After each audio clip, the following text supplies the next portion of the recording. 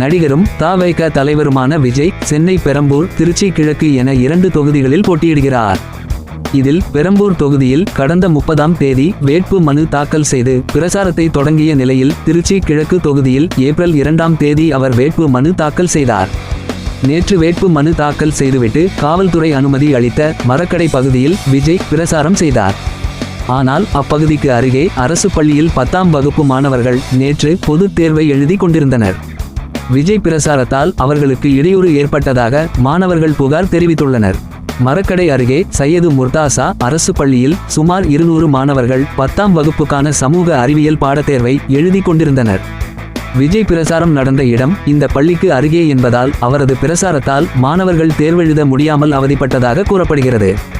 விஜயை பார்ப்பதற்காக மரக்கடை பகுதியில் காலை 10 மணி முதலே குவிந்த ரசிகாக்கள் கட்சியினர் ஆரவாரம் எழுப்பிக் கொண்டிருந்தனர். ஒலிபெருக்கியை வைத்து பாடல்களை ஒலிபரப்பினர். மேலும் ஊடகங்களின் வீடியோ கேமராக்களை பார்த்து ரசிகாக்கள் அடிக்கடி கூச்சலிட்டனர். இது அருகேயுள்ள பள்ளியில் 10ஆம் வகுப்பு பொதுத் தேர்வு எழுதிய மாணவர்களுக்கு இடையூறை ஏற்படுத்தியது. மேலும் பிரசார இடத்துக்கு விஜய் வந்தபோது விசில் சத்தமும் ஆரவாரமும் அதிகரித்ததால் மாணவர்கள் சிரமத்துக்குள்ளாகினர்.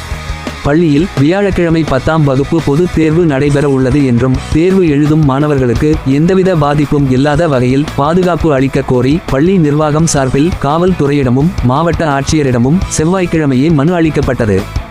ஆனால் மாணவர்கள் தேர்வு எழுதுகிறார்கள் என்ற எந்த எண்ணமும் இல்லாமல் ரசிகர்கள் தொடர்ந்து கூச்சலிட்டு வந்தனர்.